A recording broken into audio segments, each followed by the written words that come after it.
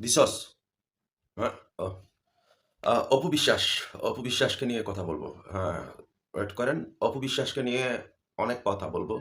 আপনারা চাইছেন যে আমি মানি একদম ক্যামেরার সামনে এসে আ কথা বলি, অপু বিশ্বাসকে নিয়ে কিছু কথা বলি। সিনেমাটা কি আসলে মানে কি হচ্ছে? আ সাদিকা পারভীন পপি মানে পপি বলছে ওটা আপনাদের বিলিভ হয় নাই। তাই না? মানে বিলিভ হইছে ঠিকই আপনাদের পপি বলছে।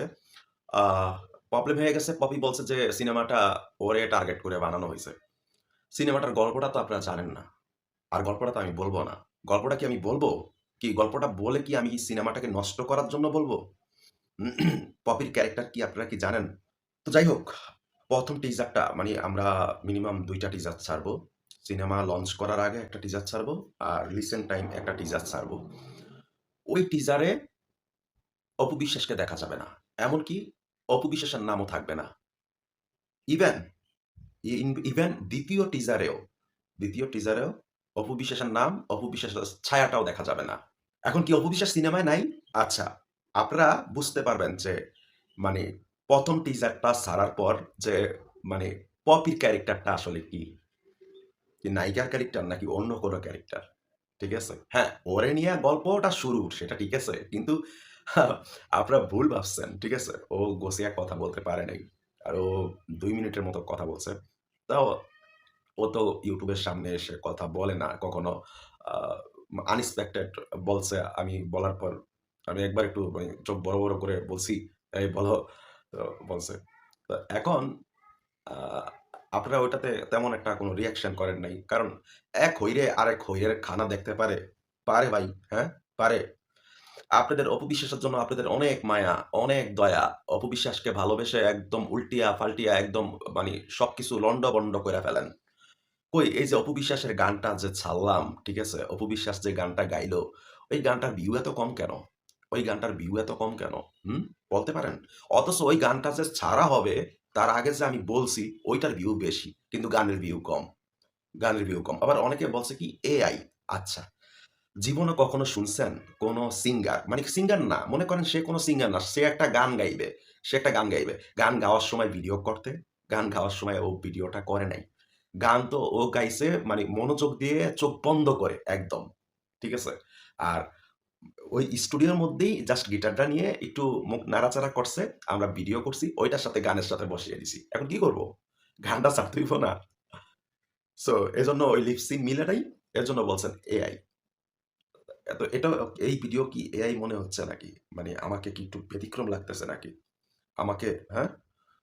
সো যাই হোক আবার পপি আবার আমার একটু সুনাম বেশি বইলা ফেলছে। আমিও যদিও এগুলা বলতে বলি নাই ভাই, বিশ্বাস করেন।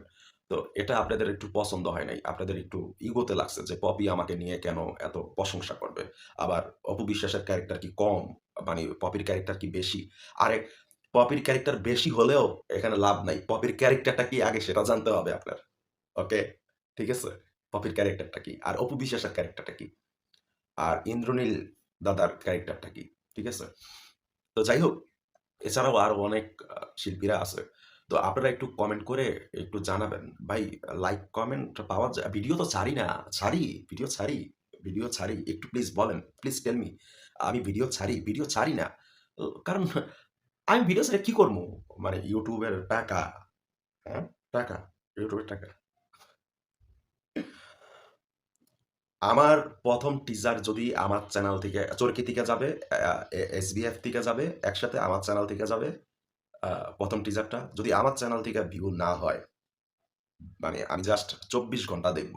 ২৪ ঘন্টার মধ্যে যদি ভিউ না হয়, শুধু ওই কনটেন্টটাই আমি রেখে দিব। শুধু ওই কনটেন্টটাই আমি রেখে দিব। আর কোন কনটেন্ট এই সিনেমার আমার এই চ্যানেলে আসবে না। ইনফেক্ট আমি আমার এই চ্যানেল একটা একটা গরিবরে দিয়া দিমু। একটা গরিব মানুষরে দিয়া দিমু।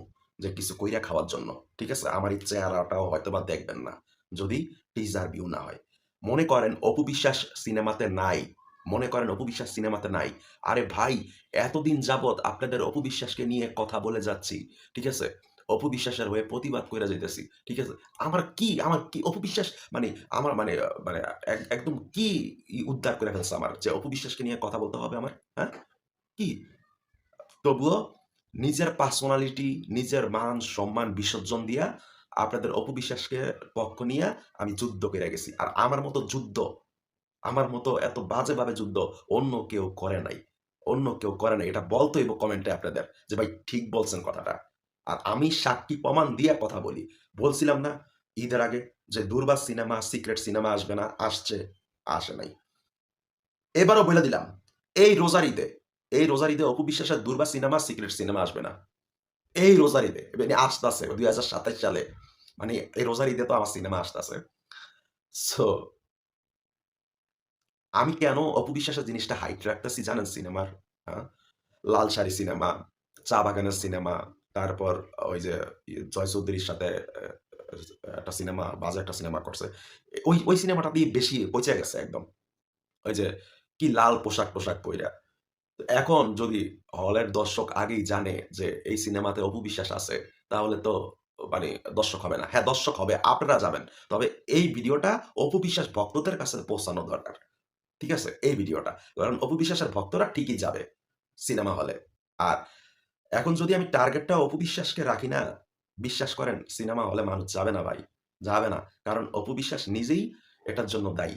অপু বিশ্বাস নিজেই এটার জন্য দায়ী আজকে যে আজকে ওর পরিণতি এই দশা হইছে এটা ওর নিজেই দায়ী। ও মানে একদম কম বাজেটের সিনেমা করে মানে নিজেরে একদম কি বলবো আমার বলার মতো কোনো ভাষা নেই। তো যাই হোক ১ তারিখ থেকে আবার শুটিং শুরু। আগামী মাসের ১ তারিখ থেকে। এই আর অল্প কয়েকদিন আছে। আপনাদের অপবিশ্বাসকে নিয়ে একদম হরদমসে শুটিং শুরু। চিটাং ভার্সিটিতে শুটিং হবে। মানে এই সিনেমারই এই যে মানে আপনার মাস্টারমাইন্ড সিনেমারই। তো এখানে মানে একটা সিনেমার ১ম থেকেই অপবিশ্বাস। ১ম থেকেই। কিন্তু আ মানে বিরতির পর সামথিং দেখাবে অপবিশ্বাসকে। সামথিং। কিন্তু সেটা বুঝাবো থাইল্যান্ডে অপবিশ্বাস। কিন্তু না। কিন্তু ওই শুটিং গুলো আমরা বাংলাদেশে করব সিস্টেমে। আপনারা বুঝে নেন। যারা মিডিয়ার লোক আছেন তারা তো বুঝেন যে অনেকভাবে শুটিং করা যায়।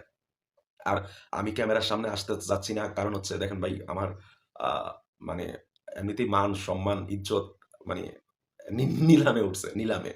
আর কি বলবো? ঠিক আছে? আমার আর কিছু বলার নাই।